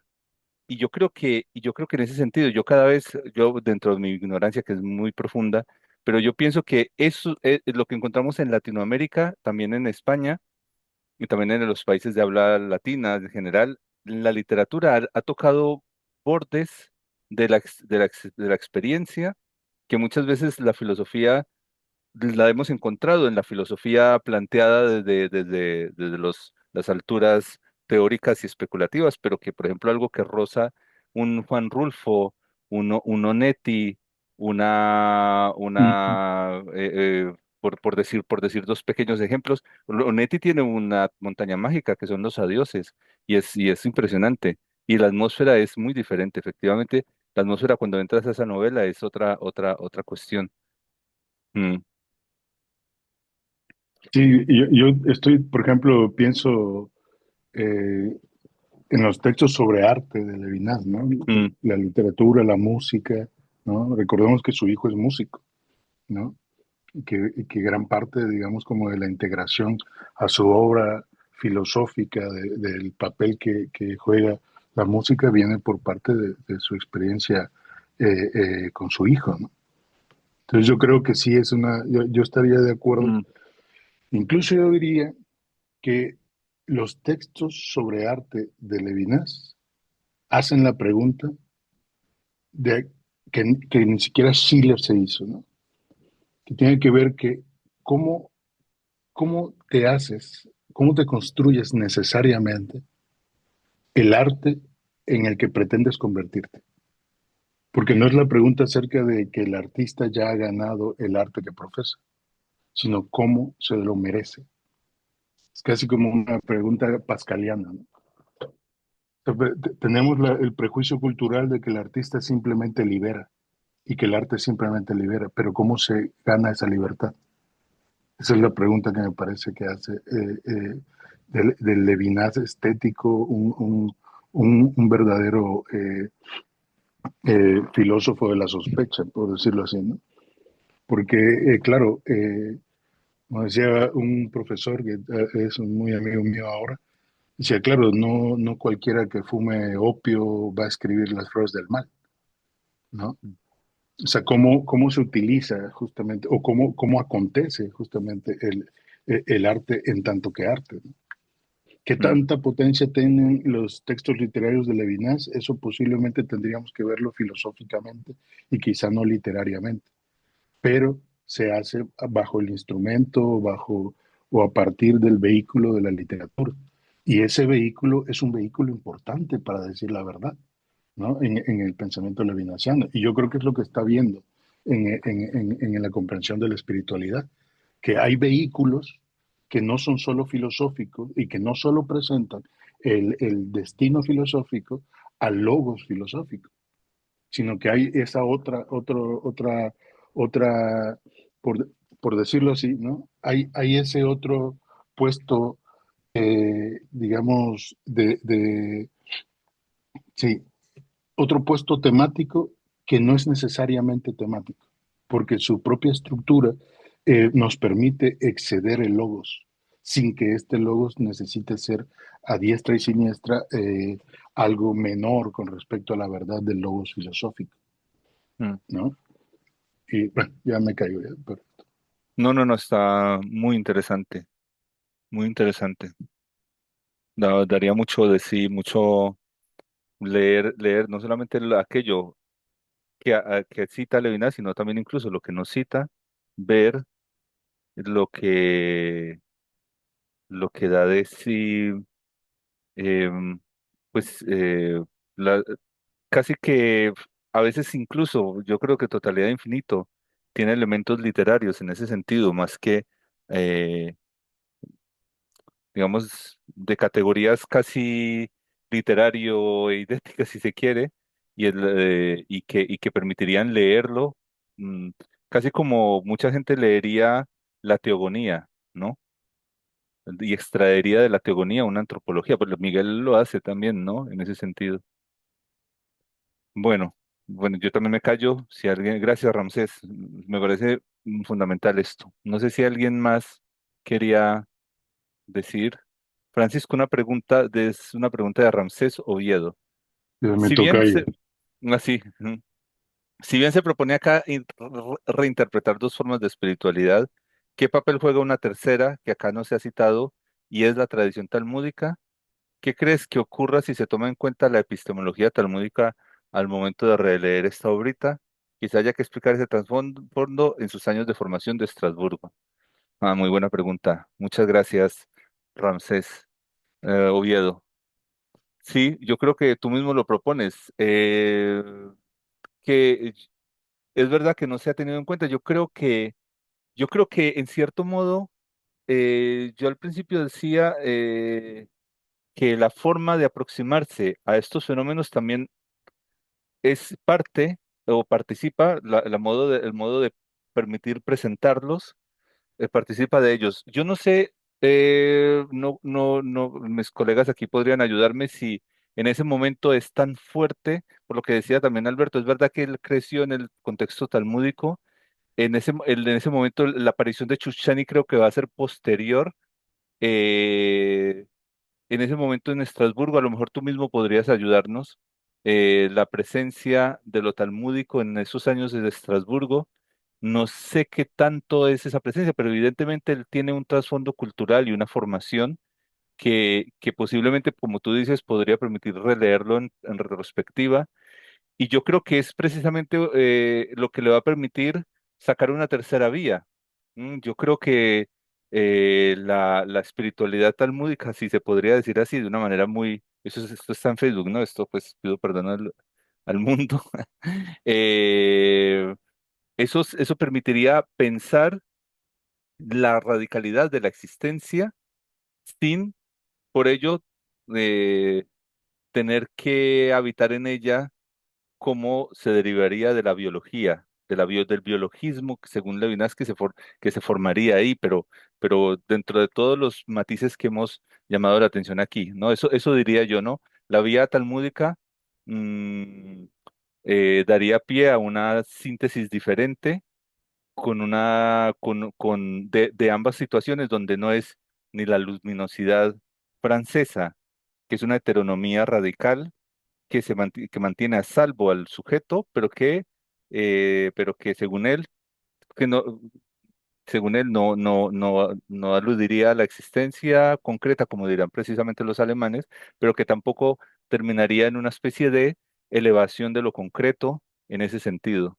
Entonces dice Iván Galán también respondiendo a la pregunta de Ramsés Oviedo, se puede entender la doble espiritualidad del texto como el abrelates heurístico que va a permitir colmar las insatisfacciones que se derivan de las dos, a saber, con la alternativa que propone Ramsés Oviedo. Sí, efectivamente.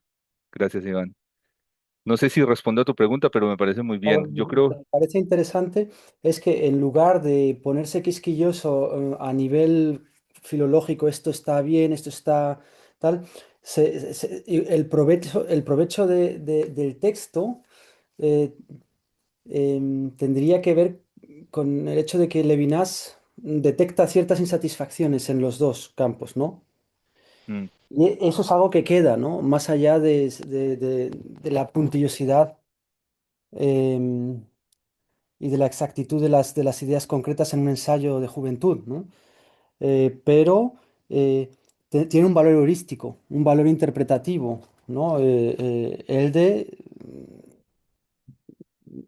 permitirle abrir espacio a una tercera vía, precisamente, ¿no? Que es lo que decía mm, Ramsés. En ese sentido, digamos que la interpretación que propone aquí Levinas está más allá del error o del acierto, sino que es una base interpretativa que va a permitir, digamos, a través de la insatisfacción que generan ambas alternativas, encontrar una tercera vía de espiritualidad distinta. mm, mm. Igual nos podemos poner de acuerdo ahí ¿no? en interpretar esto como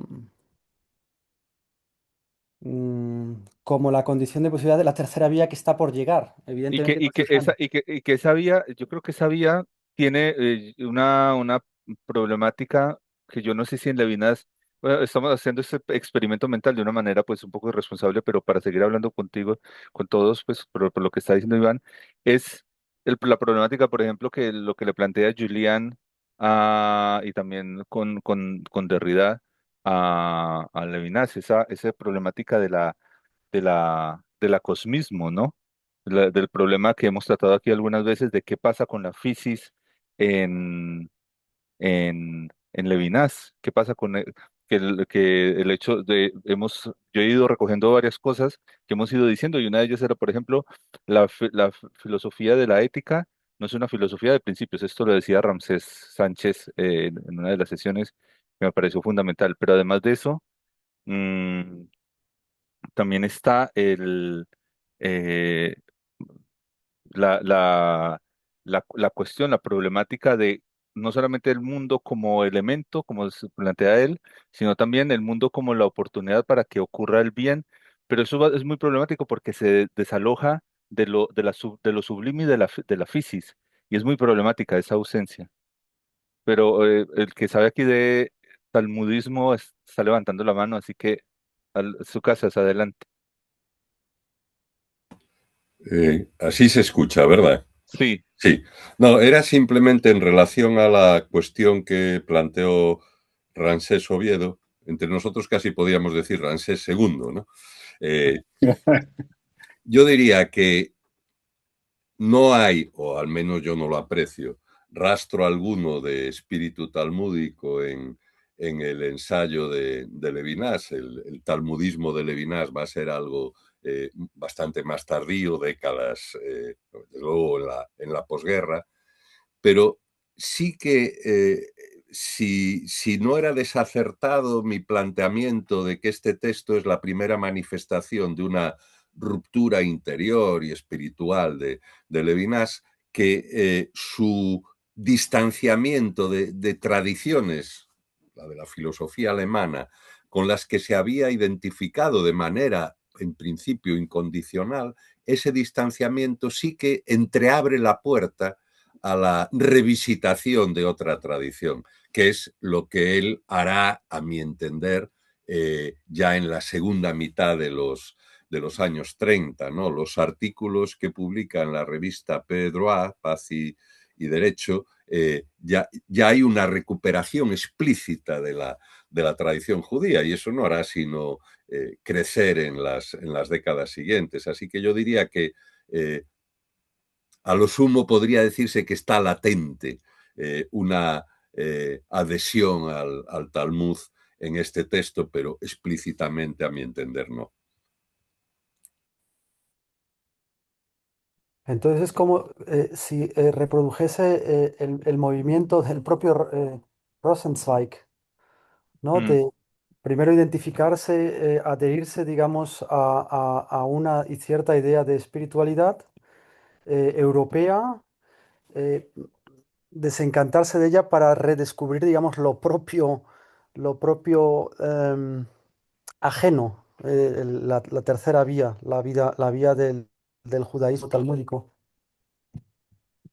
Sí, y Cohen lo hizo con anterioridad. Yo creo que la diferencia mayor entre Levinas y los otros dos, Cohen y Rosenbach, es que en el caso de Levinas, la Shoah es un, digamos, elemento, factor determinante de su reflexión. ¿Cómo espera. le llama? 340. Ramsés, te Es que estamos estoy en una escuchando. conferencia. Ah, Disculpen. no, no Es te que preocupes. vinieron aquí Ah, y sí, no estoy te fuera de preocupes. casa. Sí, pero, Iván Galán, ¿estabas diciendo algo? Bueno, no sé, perdón por la interrupción. ¿O era Alberto el que estaba? Bueno, hay un mensaje de Ramsés Oviedo para Alberto. Dice, gracias Juan. Volviendo a la consideración de Iván, ese valor heurístico es muy interesante porque Scholem, me parece, restituye la memoria de la Cábala como fuerza del judaísmo. Buber sitúa el diálogo como experiencia originaria de la relación. Rosenzweig elabora una filosofía de la revelación que desafía el idealismo. Y creo que más adelante Levinas traducirá la ética de raíz rabínica al lenguaje de la filosofía contemporánea. Simplemente valdría revisitar esa tradición judía.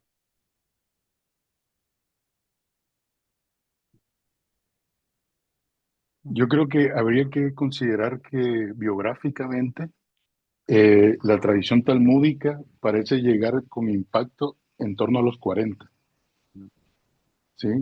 Y que ya, bueno, evidentemente tiene que ver con el conocimiento, con la experiencia que tiene con Shoushani, y que va a ser, bueno, Levinas dice, después de que lo conocí, todo lo que escribo gira en torno a él.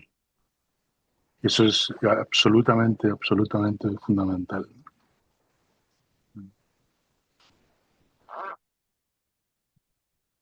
Pero bueno, con respecto a lo que decía Iván hace un momento, podríamos llegar al acuerdo de pensar este texto, la comprensión de la espiritualidad, como un texto de diagnóstico. No sé qué les parecería. Que evidentemente también hay cosas que, como decía Alberto, se van a profundizar más tarde, pero a mí, según lo que estamos discutiendo ahora, me parece que el texto es claramente un texto de diagnóstico de la situación eh, político-filosófica a la que está enfrentando la vida. Mm.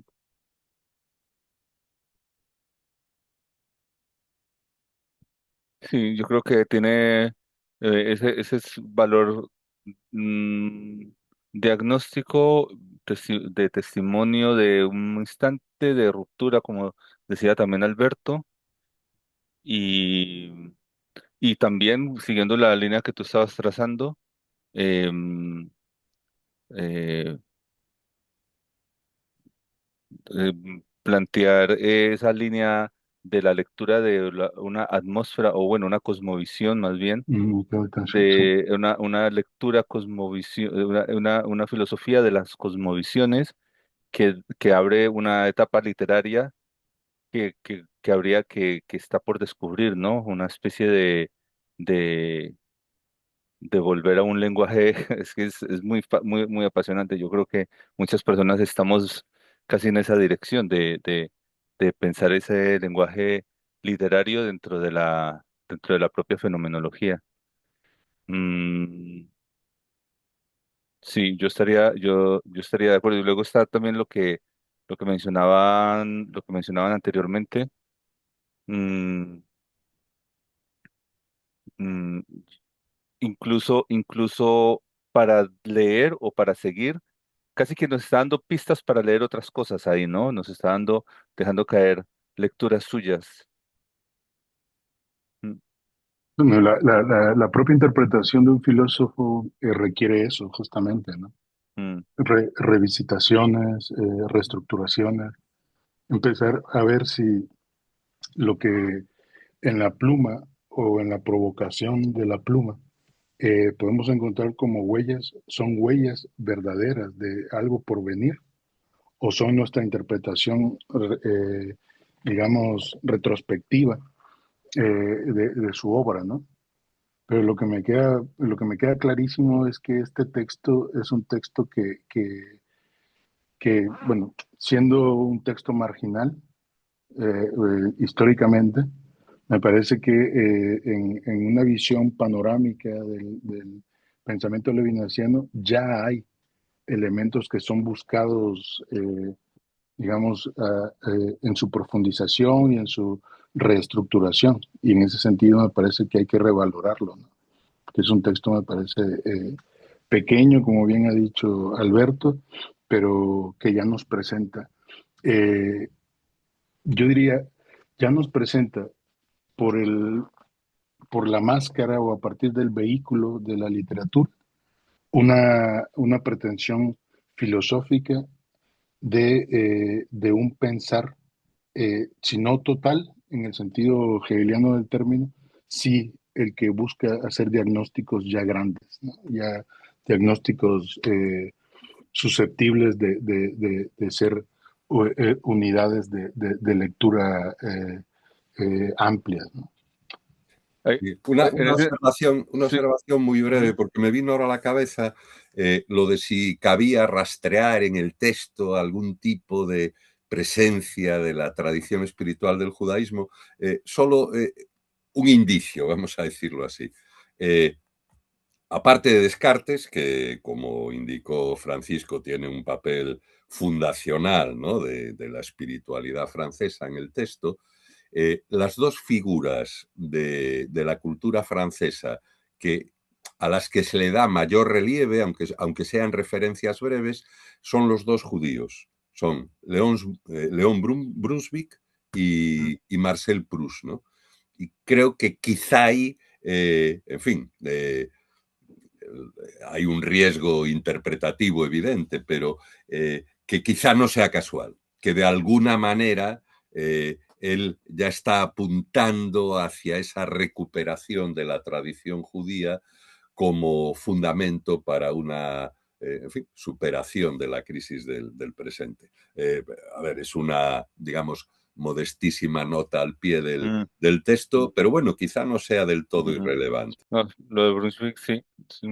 Y yo también estaba pensando en a partir de qué extraer del texto, es el hecho del significado de epicureísmo y de placer que él varias veces señala dentro de esa espiritualidad, es decir, el lado, digamos, no espiritual de esa espiritualidad. Y me parece muy relevante porque el hecho de de señalar en los placeres cotidianos de la vida, ya no una significación espiritual, sino otra cosa, o ya no una profundidad espiritual, eso me parece que tiene una relevancia especial. Eso yo creo que tiene una relevancia en el sentido, eh, no solamente en el sentido de lo que va a ser el trabajo, el elemento. Yo no voy a ir, sino incluso antes, el año pasado lo exponía Estefano sobre el tema del gozo en totalidad infinito, ¿no? Es decir, que la vida, yo lo leí hace poco en algo de Torrente Ballester, creo que era, no hay que olvidar nunca el valor espiritual de un baño caliente y una camisa limpia, algo así, cosas de ese estilo, ¿no? Entonces, pero no del valor espiritual en una vía sublime, de lo sublime, sino el valor espiritual de las pequeñas, bueno, de la cotidianidad bien armada, de la funcionalidad de la organización, de la organización de la vida cotidiana, que es la que permite que esos placeres sean posibles. Eso me llama muchísimo la atención a nivel casi literario, como lo estamos más o menos planteando. Es decir, poder vivir relativamente bien es lo que permitiría, en cierto modo, decir, después de usted, Señor, ¿no? Después de usted, Señor. Bueno, solamente quería decir eso más. Dice el Iván Galán que se le puede sacar mucho partido de un cotejo de este texto de Thomas Mann, pero no tanto con la montaña mágica como con Doctor Fausto, donde Thomas Mann toma las causas de la barbarie nazi en la historia alemana. Creo que hay cosas que toca Levinas que desarrolla Mann. Muy interesante. Mm. Bueno, ha sido realmente muy eh, rico la discusión. Muchísimas gracias. No sé, Ramsés, si quieres decir algo para ir terminando, o No, bueno, que pues me quedo con más, con más problemas, ¿no? sí, sí, sí, te abren Pero muchos bueno, problemas. no, pues, muchas felicidades a ti, Paco, excelente exposición. Gracias a ti. Yo creo que la riqueza de esto consiste en que pues, abramos el diálogo y podamos enriquecernos con la discusión, ¿no? Con el talento de todos los que se encuentran en el grupo, que quieren, que participan, que evidentemente están sumamente comprometidos con esto, ¿no? Entonces, bueno, quiero agradecerle a todos por su participación. Ha sido una sesión excelente. Y si no me equivoco, la próxima sesión tendremos a Alberto, ¿no? Exponiendo eh, sobre la filosofía del hitlerismo. Entonces, vamos evidentemente, a tratar de aprovechar al máximo al maestro, ¿no? Claro, Entonces, pues muchísimas gracias. Por mi parte, pues muy agradecido como siempre. Y bueno, un abrazo, ¿no? un abrazo fuerte a todas, a todos. Gracias, hasta luego. Hasta luego.